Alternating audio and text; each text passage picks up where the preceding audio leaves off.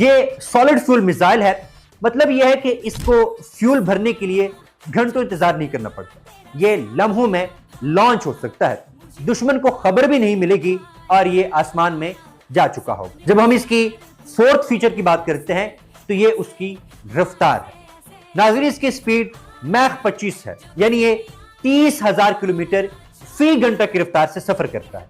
سمجھنے کے لیے یوں سوچئے، اگر اسلام آباد سے یہ میزائل داغا جائے تو دہلی کو تباہ کرنے میں چند ہی منٹ لگیں گے، دشمن کے پاس رد عمل دینے کا وقت ہی نہیں ہوگا۔ اور جب ہم اس کی ایک اور خصوصیت کی بات کرتے ہیں تو یہ اس کی درستگی ہے۔ اس کا CAP یعنی سرکلر ایرر پروبیبل صرف 100 میٹر سے بھی کم ہے، مطلب یہ کہ ہزاروں کلومیٹر دور سے بھی یہ اپنے ہدف پر بالکل نشانے پر جا لگتا ہے۔ اگر پاکستان نے بھارتی فوجی بیس، ایئرپورٹ یا شہر کو نشانہ بنایا